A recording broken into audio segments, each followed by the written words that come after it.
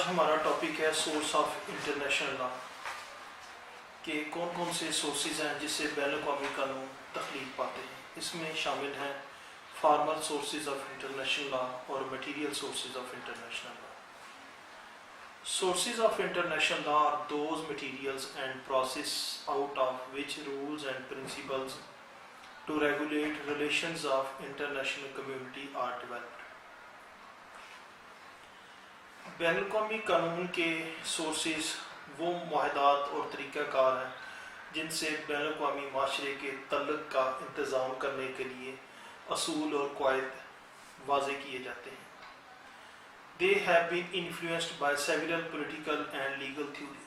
یہ مختلف ادوار کی سیاسی اور قانونی تھیوریوں سے متاثر ہوتے ہیں یعنی ان کے اس پر امپیکٹس ہوتے ہیں.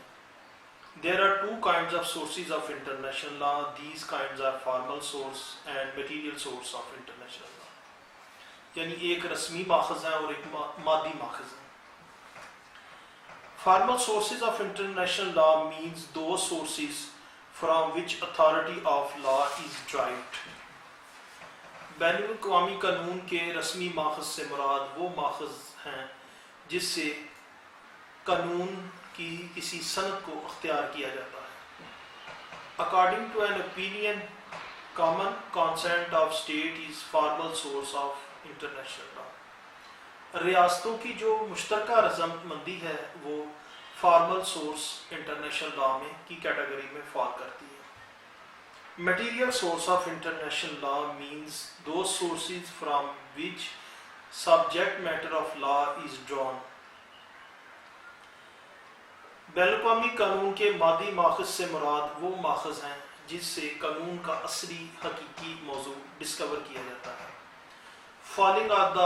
Following are these material sources of international law: customs, رسومات, treaties معاہدات, decision of judicial and arbitral tribunals, juristic work, decisions or determination of organs of international institutions. اس میں سب سے پہلا اور اہم جو قدیم انسانی تہذیب سے ریلیونٹ ہے وہ ہے کسٹم، رسم و رواج، روایات. Since time immemorial, states had entered into a formal relationship with one another. ناقابل یقین وقت سے ریاستیں ایک دوسرے کے ساتھ رسمی تعلقات کی بنیاد پر تعلقات کو ڈیولپ کرتی چلی آ رہی ہیں. Over several ages, custom had been developed such a relationship. مختلف ادوار سے ایسے تعلقات کا انتظام کرنے کے لیے رسومات پیدا ہوئیں. In this way, custom had made modern international law. اس طریقے سے رسم و رواج انٹرنیشنل لا ڈیولپ کر چکے ہیں. Therefore, customs are considered material source of international law. اس لیے رسومات کو بین الاقوامی قانون کا ماخذ تصور کیا جاتا ہے. Definitions. Under international law, an international habit is called custom when several states have observed it for a long period and it has acquired legal recognition. بین الاقوامی قانون کے تحت ایک بین الاقوامی عادت رسم کہلاتی ہے جب متعدد ریاستوں نے اس کی پابندی ایک طویل عرصے کے لیے کی ہو اور اس نے قانونی شناخت اختیار کر لی. اس کی تھوڑی سی ایکسپلینیشن کریں گے. Following points are important for explanation of custom as material source of international law. Article 38 of Statute of International Court of Justice, rights and obligatory actions, long duration, legal recognition, uniformity and self-consistency, custom and usages. سب سے پہلے article 38 of Statute of International Court of Justice has referred custom as an evidence of general practice which is accepted as law.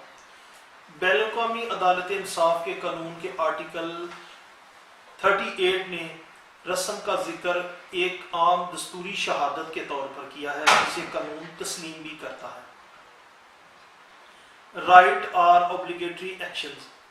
When a clear and continuous habit of doing certain actions are grown up with this conviction that these actions are right or obligatory, such habit is custom according to international law.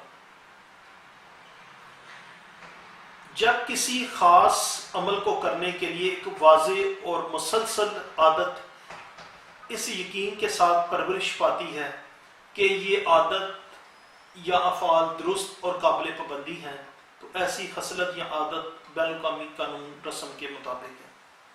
یعنی جب کوئی قوم یا کوئی خطے کے لوگ کسی عادت یا رسم کو مسلسل واضح طور پر صدیوں سے اڈاپٹ کیے رہتے ہیں اور یہ سمجھتے ہیں کہ وہ عادت خصلت یا ان کا وہ تعلق بین الاقوامی قانون کے معیار کے مطابق ہے، انسانی فلاح کے لیے ہے، تو وہ ایک بین الاقوامی قانون کی رسمی معیار اختیار کر جاتی ہے۔ Legal recognition.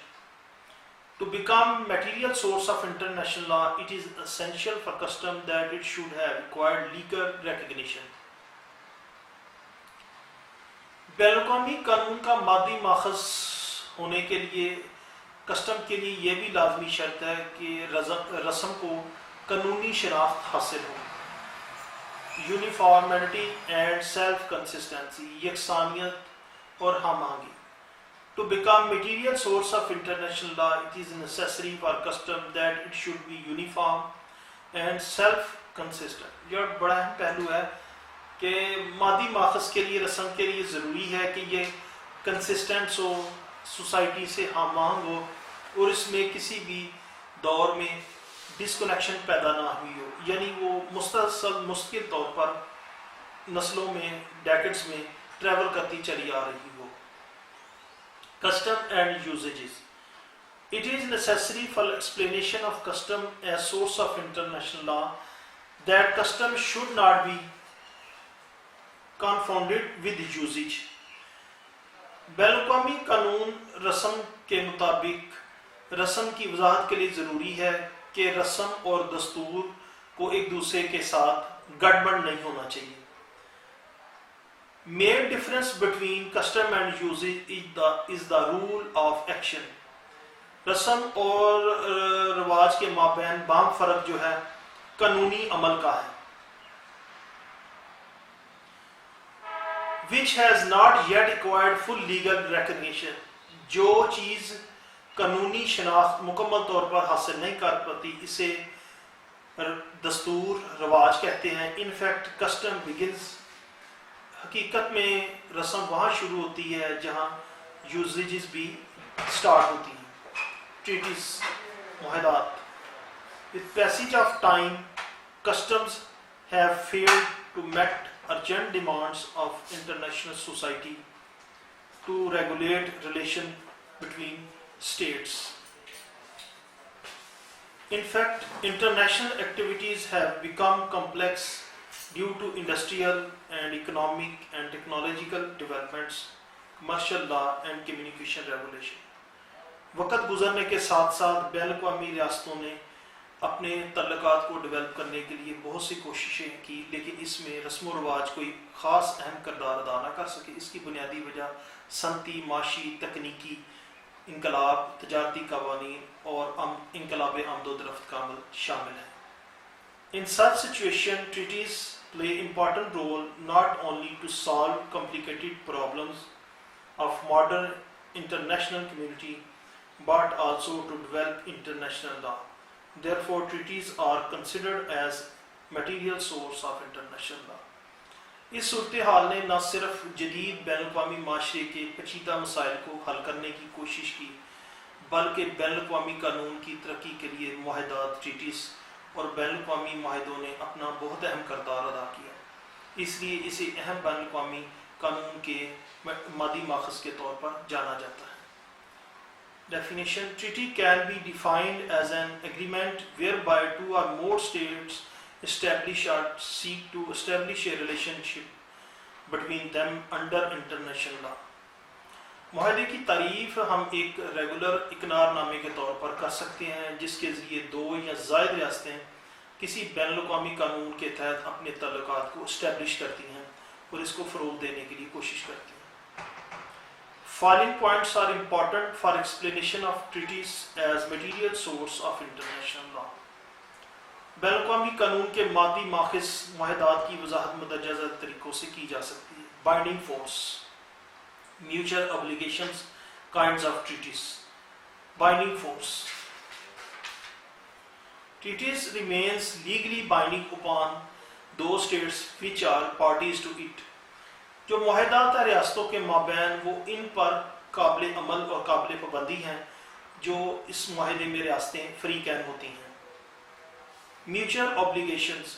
Treaties imposes mutual obligations on those states which are parties to it. معاہدات ان ریاستوں پر باہمی ذمہ داری کے طور پر امپوز ہوتے ہیں جو ریاستیں اس معاہدے میں فریق عین ہوتی ہیں. Kinds of treaties. As a material source of international law, there are following kinds of treaties. Law-making treaties, contracts. Law-making treaties can be defined as those treaties which create rules of universal or general applications. یعنی قانون بنانے والے معاہدات کی تعریف ایسے معاہدات کے طور پر کی جا سکتی ہے جو بین الاقوامی عالمگیر سطح پر قابل اطلاق ہوتے ہیں. Such treaties are further classified into two types: rules of universal international law, general or fairly general rule. First kinds of law-making treaty is that kind which explain rule of universal international law. پہلے قانون معاہدہ بنانے والی کی وہ اقسام ہیں جو بین الاقوامی قانون کی عالمگیر سطح پر وضاحت کرتی ہیں.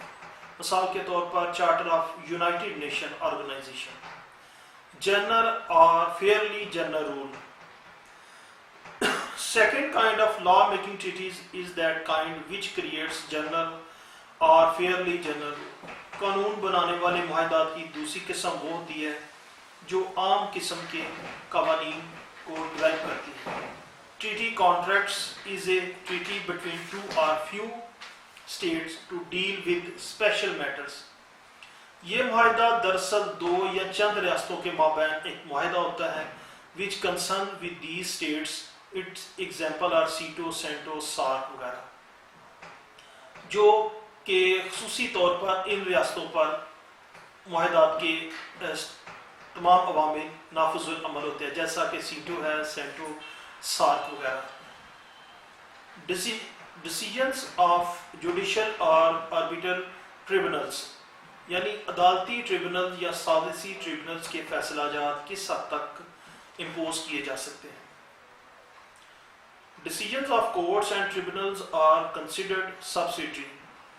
عدالتوں کے فیصلے اور یا ٹریبونلز کے فیصلے ذیلی حیثیت کے حامل ہیں and indirect source of international law, اور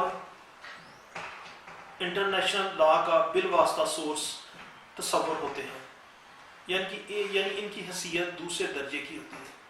Article 38 of Statute of International Court of Justice provides that court can apply judicial decisions. بین الاقوامی عدالت انصاف کے آرٹیکل 38 کے مطابق کورٹ جو ہے صرف عدالتی فیصلوں کا نفاذ کر سکتی ہے ایز اے سبسیڈری لاز، ایک ذیلی درجے کے قانون کے طور پر. To determine the rule of law کو بیان کرنے کے لیے، یعنی کہ ان کی حیثیت دوسرے درجے کے شہری کی ہوتی ہے. However, such jurisdiction has been made subject to such a certain limitations. ایسی jurisdiction کے حامل فیصلے جو ہیں ایک مخصوص مدت اور مخصوص limitation کے درمیان نافذ العمل ہوتے ہیں. It reveals that decision of judicial or arbitral tribunals are not a formal source. یہ ظاہر کرتا ہے کہ عدالتوں کے فیصلے یا ٹریبونلز کے جو فیصلے ہیں وہ ایک رسمی سورس آف لا ہیں اور کوئی بائنڈنگ فورس نہیں رکھتے ہیں. But they are regarded as authoritative evidence of state of law in some instances. لیکن چند مثالوں میں یہ ایک حاکمانہ شہادت کے طور پر قبول بھی کیے جا سکتے ہیں. جورسٹک ورک، قانونی ماہرین کا کام. Through juristic work of various scholars of international law. Opinions of such scholars are widely admitted and used. بین الاقوامی قانون کے مختلف مفکرین کے قانونی ماہرانہ رائے اور ان کا کام کو بہت زیادہ اہمیت حاصل ہے، اور ایسی ان آراء کو وسیع طور پر تسلیم کیا جاتا ہے اور استعمال بھی کیا جاتا ہے. Even such opinions sometimes lead to legislation of international law. حتیٰ کہ بعض اوقات ان کی رائے کو بین الاقوامی قانون کی پاسداری بھی حاصل ہوتی ہے.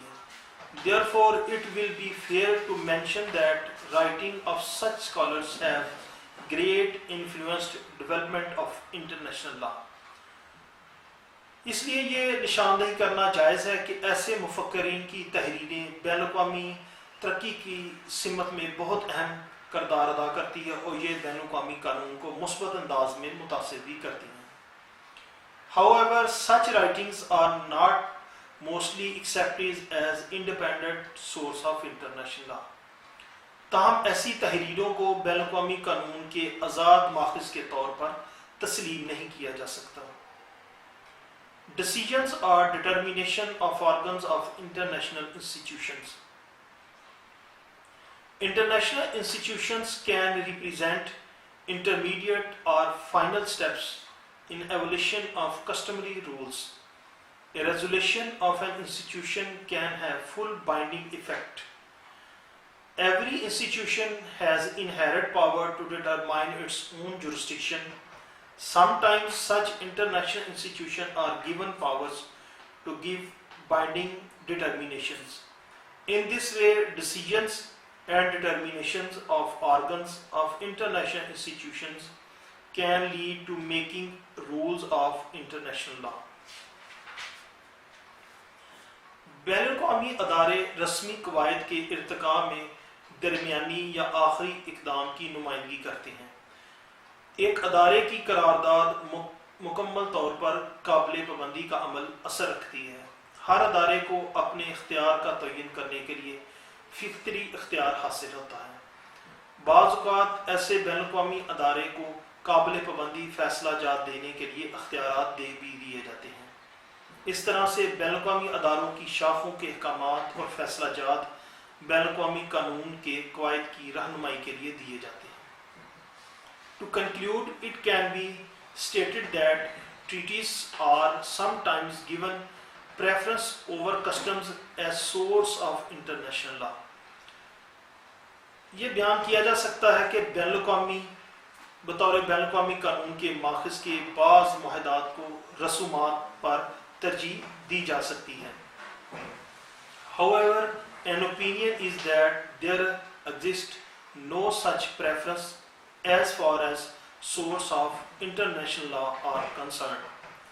تاہم ایک رائے یہ بھی ہے کہ جہاں تک بین الاقوامی قانون کے ماخذ کا تعلق ہے ایسی کوئی ترجیح موجود نہیں معاہدات اور رسومات کے حوالے سے کہ یہ دلیل کے طور پر پیش کی جا سکتی ہے کہ معاہدات اور رسومات بین الاقوامی قانون کے ماخذ ہیں. Regarding treaties and custom, it can be argued that treaties and customs are source of international law and both possess equal validity. New custom can supersede old treaty and new treaty can override older custom. معاہدات اور رسومات کے حوالے سے یہ عموماً بیان کیا جاتا ہے کہ معاہدات اور رسومات بین الاقوامی قانون کے بنیادی ماخذ ہیں اور دونوں ہر جگہ مساوی جواز اور لیول رکھتے ہیں. نئی رسم پرانے معاہدے کی جگہ لے سکتی ہے یا منسوخ کی جا سکتی ہے اور نیا معاہدہ پرانی رسم کی جگہ لے سکتا ہے یا منسوخ کیا جا سکتا ہے. اسٹوڈنٹس، امید ہے آپ کو اس سورس آف انٹرنیشنل لا کے تمام پوائنٹس کی وضاحت ہوگی. انشاءاللہ ہم نیکسٹ سبجیکٹ کے ساتھ پھر حاضر ہوں گے. اللہ